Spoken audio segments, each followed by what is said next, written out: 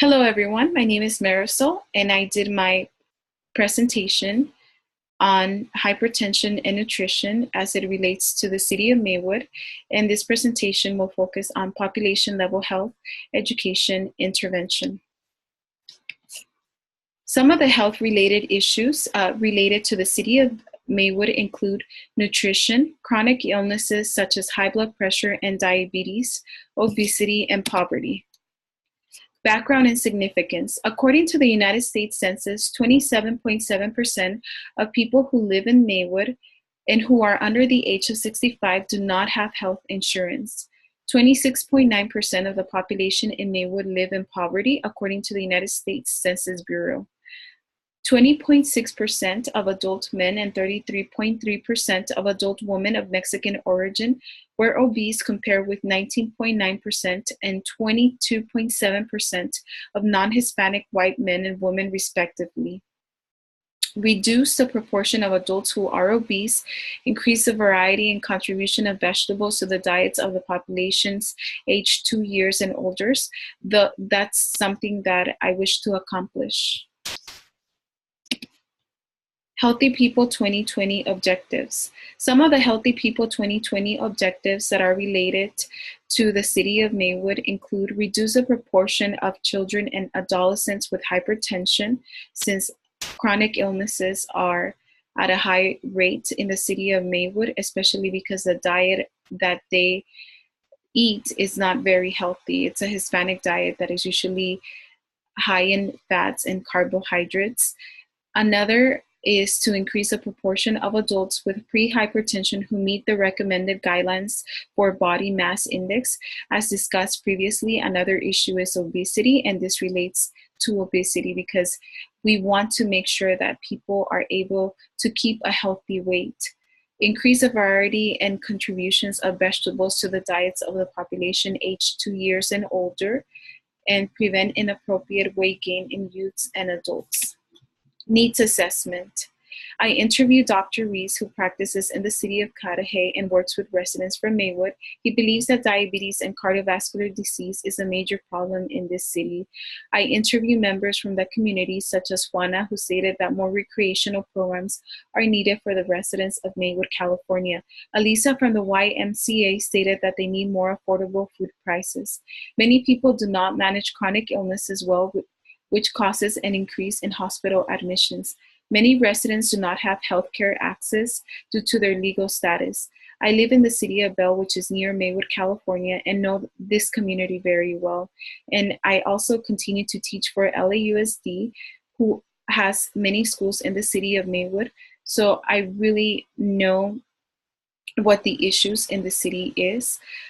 Like I said before, many people, because of their legal status, they're not able to have access to healthcare unless they go to hospitals such as LA County USC Medical Center, where they actually give medical care to these people regardless of their legal status. They give them emergency medical where they can follow through the clinics, specialty clinics that they have. Theoretical framework and needs assessment, defining the ultimate outcome. Maywood is a community that is low income and would benefit from acquiring more knowledge on how to make healthier food choices. It is important to have a healthier diet in order to reduce the incidence of chronic conditions such as diabetes, hypertension, and high cholesterol. Identifying the issue. One of the problems many people in Maywood have is a high incidence of hypertension and other chronic illnesses due to their poor food choices, which are related to their lack of access to healthy food choices in their diet.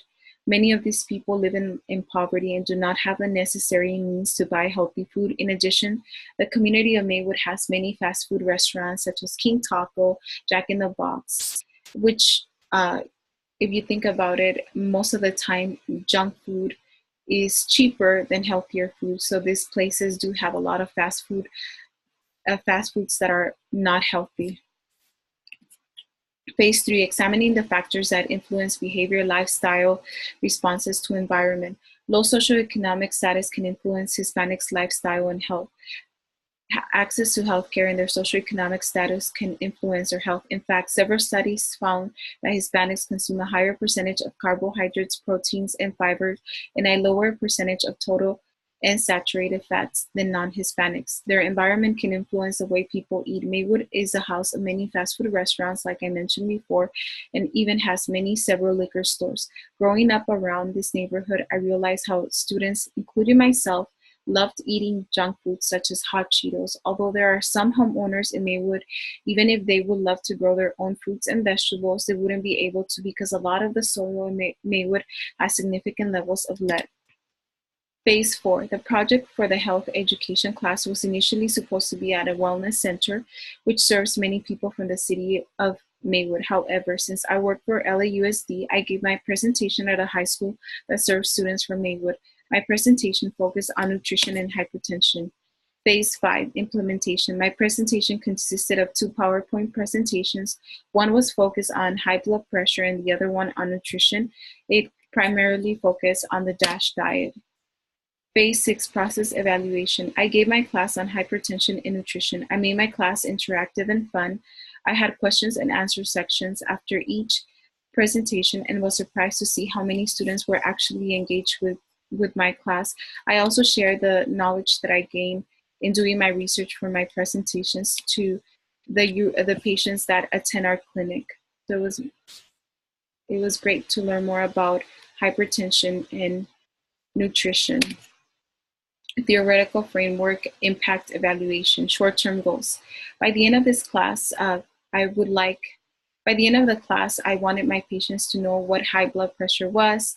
I also wanted students to understand what the numbers meant when they take their blood pressure, to understand the difference between systolic and diastolic blood pressure. I also wanted them to understand the risk factors associated to high blood pressure. I wanted them to learn how to read food labels, learn more about the DASH diet, and I wanted them to learn more about, like I mentioned, the complications of high blood pressure and about the foods that are high in sodium, saturated fats, and trans fats. My long-term goal is that students start making lifestyle changes that will reduce the risk of getting high blood pressure, or for those that already have high blood pressure, that they make changes that will actually help them manage their high blood pressure. It takes time to make changes, but I hope that the patients at the clinic where I work are able to make changes in their diet and become physically active, as well as the students that I share my presentation with. Some of the issues, barriers: language barrier, health literacy, access to healthcare, environment. Maywood is surrounded by industrial cities such as Vernon. Residents have complained of unclean water. In fact, a report from the UC Berkeley cited that the water from Maywood is contaminated. And some of the strengths are the church. The Catholic Church is St. Rose of Lime, and it actually helps keep the community together. Also, YMCA is actually a great gym that they have, where they teach classes on aerobics, yoga, and it actually motivates the people from the community. And the great thing about it is that people who are of low income families are able to get a discount through YMCA. We also have the Fitness 19, which is also located in Maywood. And the nice thing about Fitness 19 is that the membership prices are low. And also on the third Thursday of every month, a senior food distribution is held at the Southeast Rio Vista YMCA. Objective 1, the community of Maywood will increase their consumptions of vegetables and fruits and decrease their consumptions of fats, carbohydrates, and sugars within 1 year. Understand the importance of reducing salt, learning about the DASH diet, and learning about fats that are bad to consume. Understand how to read food labels. Interactive teaching to keep the class going. Students were able to share about some of the fats that they love to consume. Objective 2, to reduce the proportion of persons in the population with hypertension. Understanding what high blood pressure is and how it is diagnosed is actually very important, because, as many of you know, high blood pressure is known as a silent killer because it doesn't have any signs or symptoms. It is also important that students and those patients that attend my clinic understand the complications of high blood pressure. It is also important that the community identifies the risks that are related to hypertension and that they understand the importance of making lifestyle changes related to their diet and physical activity, which will help prevent them from developing chronic conditions such as high blood pressure, diabetes. In my class, I was actually able to teach students how to read food labels, and also I actually taught them about the fats. Not all the fats are bad. There are actually fats that are good for us, such as unsaturated fats, just as it is shown in this picture. And these are the fats that need to be limited, such as saturated fats, such as butter, heavy cream, and the fats that we must lose, such as trans fats, which a lot of my students actually like, donuts, coconut oil, and all the great desserts. However, the bad thing is that they contain trans fats. This is a picture of a diet that is high in sodium. So breads and rolls contain a good amount of sodium, sandwiches, cold cuts, and cured meats, chicken depending on the preparation, soups, especially canned soups, and pizza. I also emphasize the importance of using spices instead of salt when cooking. And this is a list of spices that people can use in order to reduce the salt that they use in order to season their foods. Budget: the city of Maywood needs to invest more money in programs related to improving the health of its residents. I noticed that the city of Maywood, just as the cities that surround the city of Maywood, do not have programs that help improve the health of its residents. Unfortunately, their budget is not good when it comes to helping residents improve their health. The great thing though that Maywood has is that it has a YMCA, which offers discounted memberships for those who are part of low-income families. They do have a mobile food pantry program, and they do have a senior food distributive program. On the third Thursday of every month, a senior food distribution is held at the Southeast Rio Vista. Budget: like I mentioned before, additional money is needed in order to provide classes to residents of Maywood. The class would be $150, which would be a 2-hour class that will consist of educational materials and participation prizes. Project evaluation, outcome measurement, hypertension, short-term objectives. 75% of the participants will verbalize understanding of hypertension.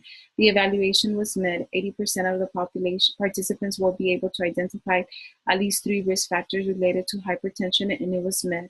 100% of the class will identify at least one activity that they can do to prevent hypertension or manage hypertension, and it was met. Project evaluation related to nutrition: 100% of the participants will demonstrate how to read food labels. 90% of the participants will be able to name foods that are high in fats and sodium, and 90% will verbalize what the DASH diet consists of. Long-term objectives: participants will be able to keep a healthy weight. Participants will not develop hypertension. If they have hypertension, they will manage it by making changes to their lifestyle. Results and conclusion: at the population level, health education intervention levels implemented in the community of Maywood were a success. Participants were engaged and enjoyed the class. Snacks were provided to students in order to keep them engaged. However, there is always room for improvement. I forgot to prepare educational pamphlets for the students. However, I did make them take notes throughout my PowerPoint presentations and had them engage by asking them questions related to the presentations. And I also gave them a section where they were able to ask questions, and many students would share that they actually were happy that I was able to give this class to them. Okay, thank you for hearing my presentation. May all of you have a wonderful day.